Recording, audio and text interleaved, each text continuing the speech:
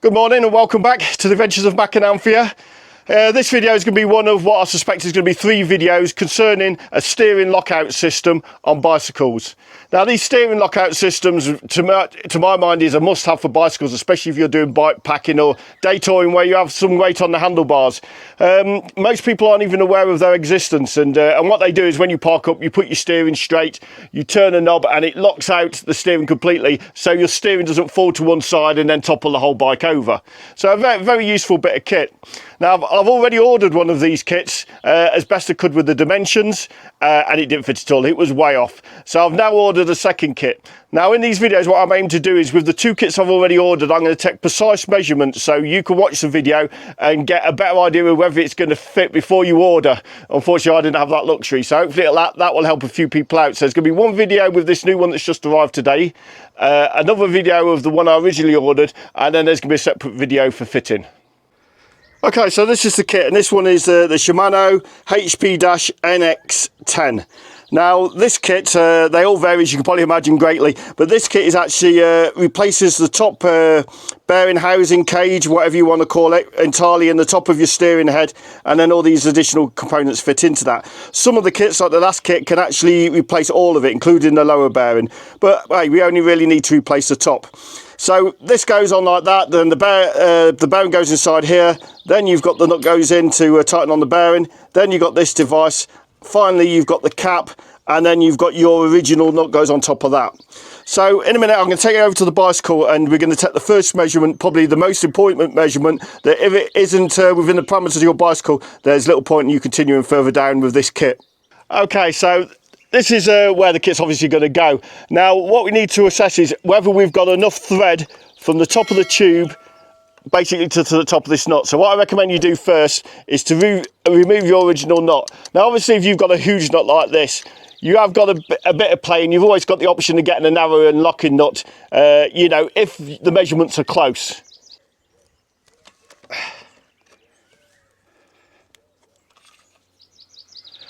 Okay, so we've loosened this nut off here, and what we're replacing is this top cup, which is actually pressed into this steering head, and the whole of this top bit. So the first measurement we're going to take is from here to the top of the thread.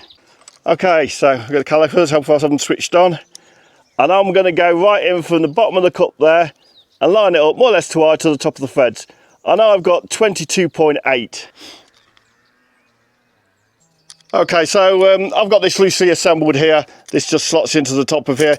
It's important to note that this actual top of the insert is quite a way up into this plastic bit here. So you've got a bit more, say probably 2 or 3 millimeters to play with from this dimension sort of here, because you know the head bar is going to insert up into here a bit more.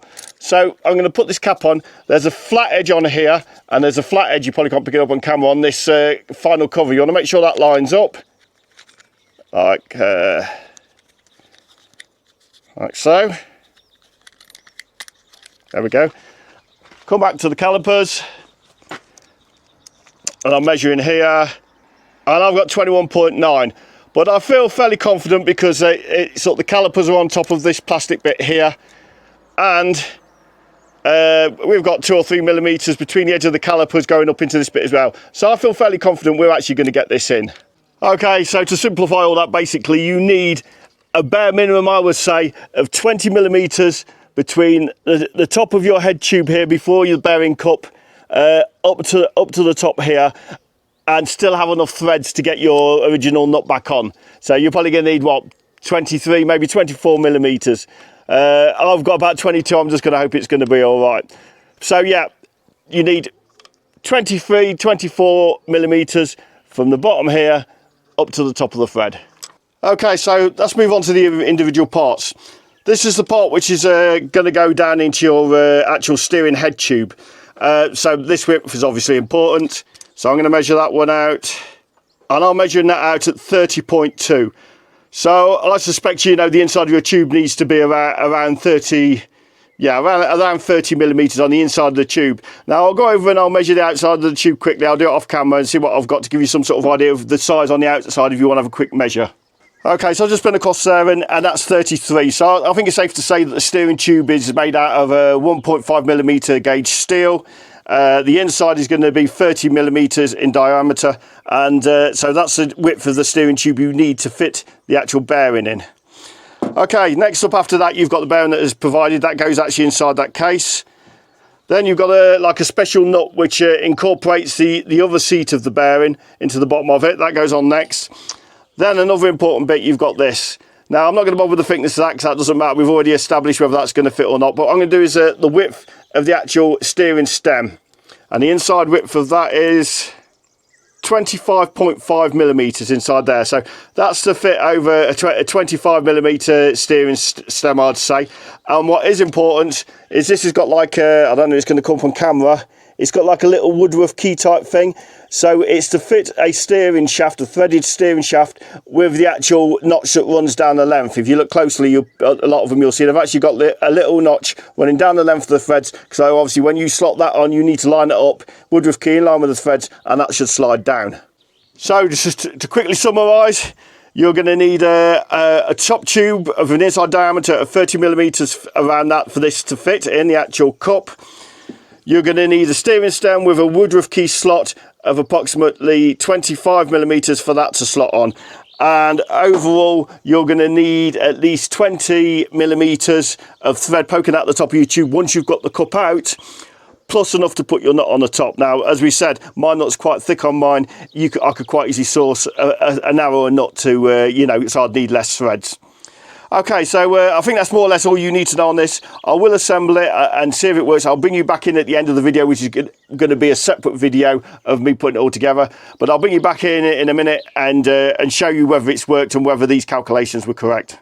Okay, so yeah, even with it all back together, that's still going to turn out to be a fail, and there seems little point in ordering a new one. As I spin you around here, you can see that there's the threads are barely coming out the top of here. I need at least another 5 millimeters of threads to come up for this to actually work.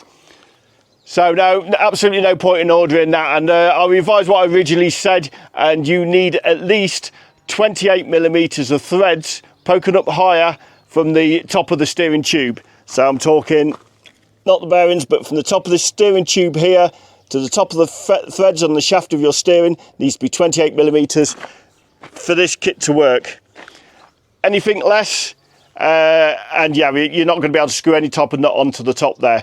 Also worthy of note, quite tough to get into there. I broke it getting it into the into the actual shaft, so that's quite tough. You're going to be super careful, and I was super careful, but still caught it. It's quite flimsy, the plastic around it, so yeah, that broke as well. So not an easy thing to do, which is probably why they don't offer up any instructions on how to do it. So if nothing else, it's managed to put together a video for you guys out there who were thinking of using this kit, this Shimano kit, to see what's needed. It's not been a success for me, but it may be for you. All you need is a bit more threads left on your actual steering shaft. Yeah, and hopefully this video will be some use to you guys out there. So I think all that remains is thank you for watching. Please hit that like and subscribe button, and I'll see you next time.